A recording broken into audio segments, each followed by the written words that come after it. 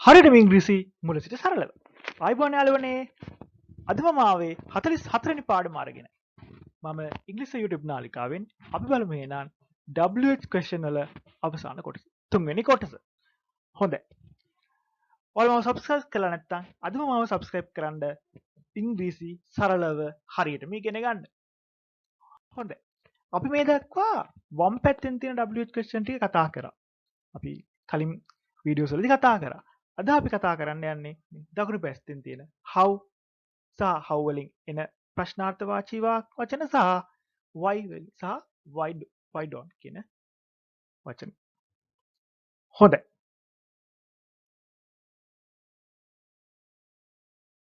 හොඳයි. දැන් බලමු අපි how. how කියන්නේ යාළුවනේ කොහොමද? how කියන වචනේ තේරුම තමයි කොහොමද කියන්නේ. අපි මෙතනදී යම් කිසි ක්‍රියාවක් කරේ කොහොමද? ඒ ක්‍රියාවේ process එක. ක්‍රියාව සිදු වුණේ කොහොමද? ක්‍රියාවක් කරන්නේ කොහොමද කියන එක මෙතනදී අපි දක්වනවා. මෙතන අපි අහන මෙන්න මෙහෙම. ඔයා පන්තියට ගියේ කොහොමද? පන්තියට ගියේ කොහොමද? දැන් අපිට පයින් යන්න පුළුවන්, බස් එකේ යන්න පුළුවන්, කාර් එකේ යන්න පුළුවන්. අන්න ඒ වගේ ඒ ගිය ආකාරය තමයි එතනදී අපි අහන්නේ. හොඳයි. බලමු උත්තර ඒ වාක්‍ය අපි සකස් කරගන්නේ කොහොමද? ඔබ පන්තියට ගියේ කොහොමද? දැන් මේ ගියා කියන එක වෙලා ඉවරයි. ඒකට එහෙනම් ඒක අතීත කාලේ. අපි කොහොමද මේ ප්‍රශ්නේ ගොඩනගාගන්නේ? How did you go to the class? පන්තියට ගියේ කොහොමද? ඒතර අපේ පිළිතුර වෙන්න ඕනේ පන්තියට ගියා. ඒතර ප්‍රශ්නේ හැදිලා තියෙන්නේ how did you go to the class? to the class පන්තියට. එතන අපි go කියන වචනේ තමයි පාවිච්චි කරන්නේ. go කියන verb එක. එතකොට දැන් මේක අතීතේ නිසා අපි did කියන වචනේ පාවිච්චි කරනවා. මේක අපි හිතමු වර්තමානයේ නම් ඔබ පන්තියට යන්නේ කොහොමද නම් how do you go to class? ඔබ පන්තියට අනාගතයේදී යන්නේ කොහොමද? හෙට ඔයා පන්තියට යන්නේ කොහොමද? අපි කොහොමද දන්නේ? how will you go to this class? how will you go to the class? කොහොමද අපි මේකට උත්තර දෙන්නේ? I went to the class by bus. මම බසයෙන් පන්තියට ගියේ. I went to the class by bus. ඒ වගේම යාළුවනේ අපිට අපි සරලව පාවිච්චි කරන how do you do? how do you do? how do you do කියන එකේ තේරුම මොකද්ද? කොහොමද ඔයාලට? how do you do? එතකොට අපි සාමාන්‍ය භාවිතයේදී මේක how කියලා how. එතන මොකද අපේ උත්තරේනේ fine. මම හොඳින්. I am fine. I am fine. how are you? ඔබට කොහොමද? how are you? ඒ විදිහට අපිට අහන්නත් පුළුවන්. ඊළඟට අපි බලමු තව ප්‍රශ්නයක්. how often? how often කියන්නේ යාළුවනේ කොපමණ කාලයකට සැරයක්ද? අපි හිතමු මාස දෙකකට සැරයක් මොකක් හරි දෙයක් වෙනවා. යම්කිසි ක්‍රියාවක් සිද්ධ වෙනවා. අපි කියන දෙපාරකට අපි කියන පාවිච්චි කරන වචනේ තමයි twice කියන එක. twice. එක පාරක් නම් once. තුන් පාරක් නම් three times. ඉතින් යට අපි සාමාන්‍යයෙන් thrice වගේ පාවිච්චි කරන්න පුළුවන්. නමුත් ඊට වඩා four times, five times එහෙම කියන්න පුළුවන්. හොඳයි. එතකොට බලමු අපි කොහොමද මෙතන අපි මේ ප්‍රශ්න නිර්මාණය කරගන්නේ කියලා. How often කොපමණ කාලයකට සැරයක්? Do you go to school? මේ බලන්න යනෝනේ. You go to school. ඔබ සමාවෙන්න ඕනේ ඔබ ගත්තේ Colombo. How often do you go to Colombo? එතකොට do you go to Colombo? ඔක තමයි අපේ ප්‍රශ්න කොටස. මෙතන තියෙන වාක්‍යය මොකද්ද? You go to Colombo. You go to Colombo. මේ වාක්‍යය අපි ප්‍රශ්න විදිහට සකස් කරගත්තී do you go වෙලා do you go to Colombo? ඒකට අපි ප්‍රශ්නේ තමයි යාළුවනේ how often do you go to Colombo? how often do you go to Colombo? ඔබ කොළඹ යන්නේ කොපමණ කාලයකට සැරයක්ද? නැත්නම් කොපමණ කාලයකට සැරයක් ඔබ කොළඹ යනවාද? මේක උත්තරේ වෙන්නේ මොකද්ද? අපි හිතමු මාසෙකට දෙපාරක් යනවා. I go to Colombo twice a month. I go to Colombo twice a month. උත්තරේ දෙන්නේ මම. එතකොට I go to Colombo twice a month. මාසෙකට දෙවරක් Colombo යනවා.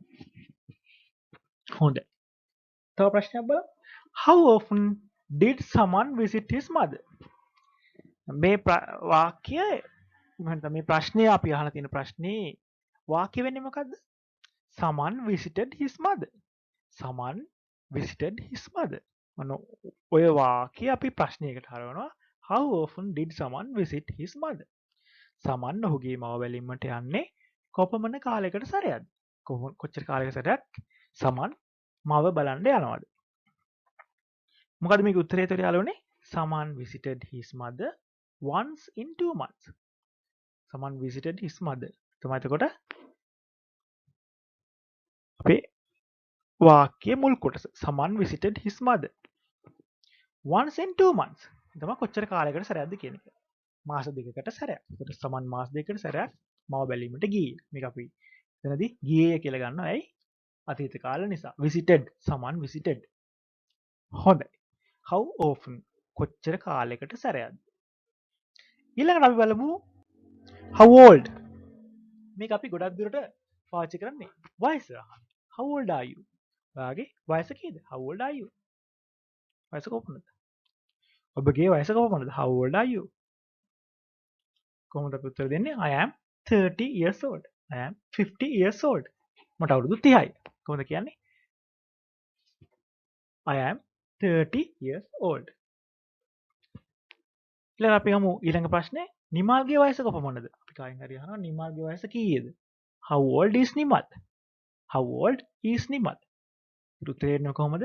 Nimal is 40 years old. නිමල්ට අවුරුදු 40යි. Nimal is 40 years old.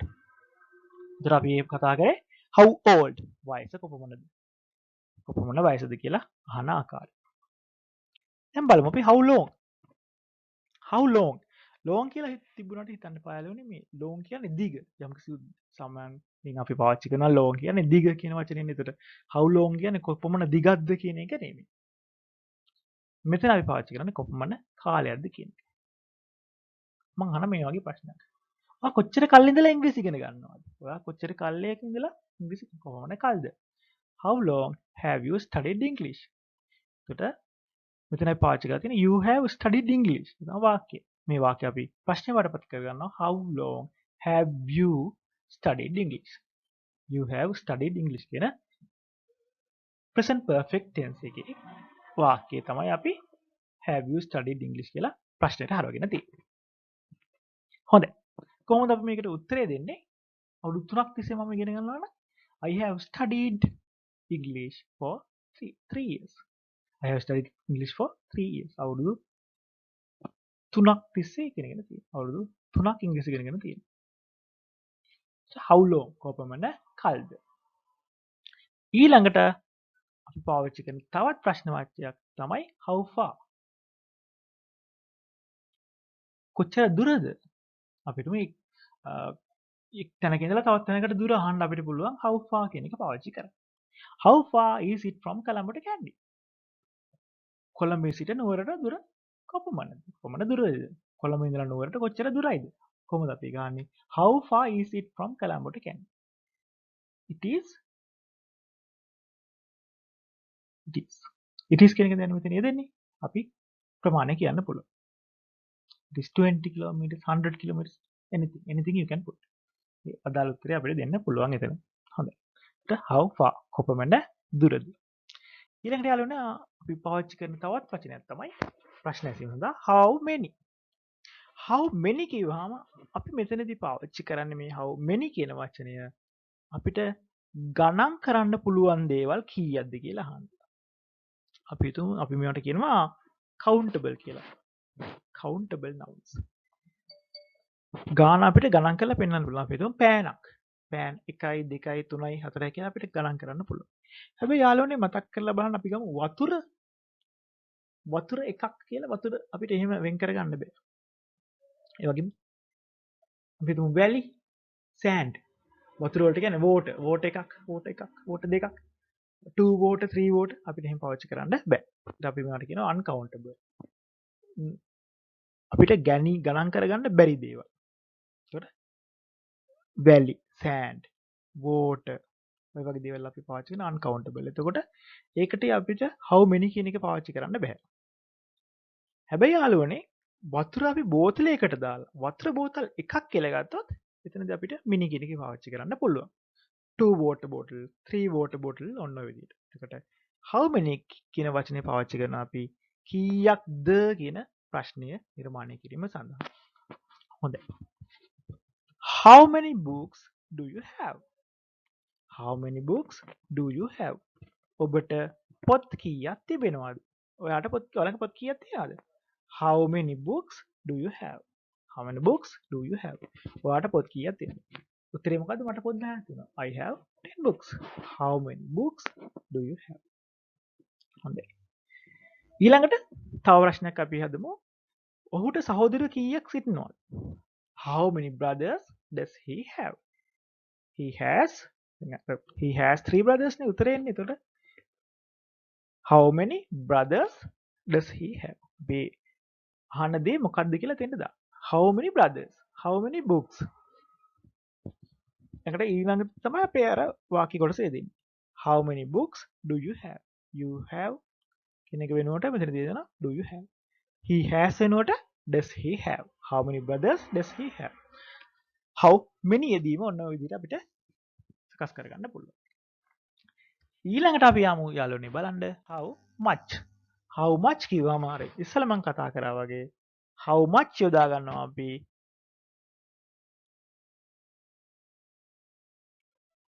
කොපමණද කියන දේ පාවිච්චි කරලා. හොඳයි. මෙතනදී ඒ වගේම තමයි යම් කිසි දෙයක මිල අසා ගැනීමට අපි මේ how much is the pen? පෑන කොච්චර මිලයිද? කොපමණද? පෑනේ මිල කීයද? how much is the pen? ඒ වගේ අපිට මිලක් මුදලක් සඳහාත් how much පාවිච්චි කරන්න පුළුවන්.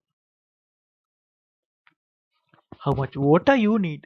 මේ විදිහට uncountable ගණන් කරන්න බැරි දෙයකටත් මේ how much කියන එක පාවිච්චි කරන්න පුළුවන්. කොපමණද? හොඳයි අපි බලමු පළවෙනි ප්‍රශ්නේ මොකද්ද? How much was he paid last month? Last month ගිය මාසේ පසුගිය මාසේ how much was he paid? He was paid. දැන් මෙතනදී යාළුවන්ට තේරෙන්න ඕනේ he was paid. He was paid කියන එක තමයි පාවිච්චි කරලා තියෙන්නේ. මෙතන ඇත්තටම ඔහුට ගෙවලා පඩියක් ගෙවලා තියෙනවා. pay කරලා තියෙනවා paid. එතකොට අපි පාවිච්චි කරන්නේ මෙතනදී ඇත්තටම යාළුවනේ අපි කලින් කතා කරා වගේ passive voice එක. කර්මකාරකය තමයි උතනදී යෙදিলা තියෙන්නේ. කොට කොහොමද ඒ වාක්‍යය අපි දැන් ඒ මුදල් ගෙවන කෙනා ගැන අපි කතා කරන්නේ මුදල් ලැබෙන කෙනා ගැන තමයි කතා කරන්නේ. ඔහුට කොපමණ මුදලක් ලැබිලා තියෙනවා. He was paid. එතකොට අපි අහනවා how much was he paid last month? පසුගිය මාසේ ඔහුගේ ගෙවීම කොපමණද? එයාට කොච්චර හම්බෙලා තියෙනවද? He was paid 30,000 last month. He was paid 30,000 rupees last month. ගිය මාසේ රුපියල් 30,000ක් එයාට හම්බෙලා තියෙනවා. 30,000ක් ගෙවන ලද කියලා අපි සිංහලෙන් කර්මකාරක වාක්‍ය විදිහට එතන සකස් කරලා තියෙනවා. හොඳයි. අපි තව එකක් බලමු. How much is Nimal's bag? නිමාගේ බෑගේ මිල කීයද? මිල කොපමණද? මිල අහද්දී අපි මම කියවා වගේ much කියන එක යොදනවා. How much? How much is this pen? මේ පෑන කීයක් කරනවද? මේ පෑනේ මිල කීප කොපමණද? How much is this box? How much is your bag? ඔබේ බෑගේ මිල කීයද? එතකොට කොහොමද අපි මේකට උත්තර දෙන්නේ? Nimal's bag is 4,000 rupees. This pen is 20 rupees. This phone is 1 lakh. Like that we can make the question. මොන විදිහට යාළුවනේ අපිට ප්‍රශ්න හදාගන්න පුළුවන් how much පාවිච්චි කරලා. ඊළඟට බලමු අපි තවත් W question එකක් why. why කියන එකේ තේරුම යාළුවනේ ඇයි? මොකක් හරි දෙයකට අපි reason එක අහනවා. හේතුව අහනවා. ඇයි එහෙම වුනේ? එහෙම නැත්නම් ඇයි එහෙම වෙන්නේ? Why did boys go? පිරිමි ළමයි ගියේ ඇයි? පිරිමි ළමයි ගියේ ඇයි? පිරිමි ළමයි ගියා. Boys went. එතකොට boys went කියන එක වෙනුවට අපි පාවිච්චි කරනවා boys did go. did go කියන. එතකොට අපි පිරිමි ළමයි ගියේ ඇයි කියන වාක්‍යය එහෙම නැත්නම් ඒ ප්‍රශ්නේ හදාගන්නේ කොහොමද? Why did boys go? මේකට අපිට reason එක දෙන්න පුළුවන්. හේතුව. ඇයි ගියේ කියලා. Because they were hungry. එයාලට බඩගිනි නිසා. Because they were hungry කියලා උත්තර දෙන්න පුළුවන් හින්දා. හරි. තව ප්‍රශ්නයක් අපි අහලා බලමු why වලින්. Why do you make a box? ඔබ පෙට්ටියක් හදන්නේ ඇයි? ඔබ පෙට්ටියක් හදනවා. කොහොමද මේක ලියන්නේ? You make a box. ඔබ පෙට්ටියක් හදනවා. දැන් අපිට අහන්න ඕනේ ඇයි ඔබ පෙට්ටියක් හදන්නේ? Why do you make a box? මොන විදිහට අපිට why පාවිච්චි කරන්න පුළුවන්. ඊළඟට අපි කතා කරනවා මෙන්න මේ විදිහට අවසාන වශයෙන් අද වීඩියෝ එකේ අවසාන වශයෙන් කතා කරනවා why don't. මොකක් හරි දෙයක් නොකරන්නේ ඇයි? why don't නොකරන්නේ ඇයි? මොකක් හරි දෙයක් අපි නොකරන්නේ ඇයි? යම් කිසි කෙනකින් අපි අහනවා ඒ දේ නොකරන්නේ නැත්තේ ඇයි? why don't you go to school? ඇයි ඔයා ඉස්කෝලේ යන්නේ නැත්තේ? ඔබ පාසලට නොයන්නේ ඇයි? ඒකෙන් කියන්නේ යාළුවනේ මෙහෙමයි. අපි දැන් යෝජනාවක් කරන්න. ඒ යම් කිසි පුද්ගලයෙක්ට අපි යෝජනාවක් කරනවා. ඔයා පාසලට යන්න. පාසලට යන්නේ කොහොමද? ඔයා පාසලට යන්න කියන එක තමයි මේ කියන්නේ. why don't you go to school? ඇයි ඔබ පාසලට නොයන්නේ? ඔබ පාසලට නොයන්නේ ඇයි? හොඳයි. ඊළඟට උදාහරණය. ඔහු පෙට්ටියක් නොසෑදුවේ ඇයි? why didn't he make a box? ඔහු පෙට්ටියක් සෑදුවේ නැත්තේ ඇයි? නොසෑදුවේ නැත්තේ ඇයි? අපි කියන්නේ ඔහුට පෙට්ටියක් හදන්න තිබුණා වගේ කතාවක් නේ. ඔහු පෙට්ටියක් සෑදිය යුතුව තිබුණා වගේ. why didn't he make a box? ඇයි පෙට්ටියක් හැදුවේ නැත්තේ? නොසෑදුවේ ඇයි? හොඳයි. එහෙමනම් යාළුවනේ අද අපි කතා කරේ W question වල අවසාන වීඩියෝ එක. තවදුරටත් අපි ඉංග්‍රීසි ඉගෙන ගන්නමු. මම ඉංග්‍රීසි YouTube නාලිකාවෙන් thank you very much. එහෙමනම් මාව subscribe කරලා ඉස්සරහට මාත් එක්ක එකතු වෙන්න. thank you.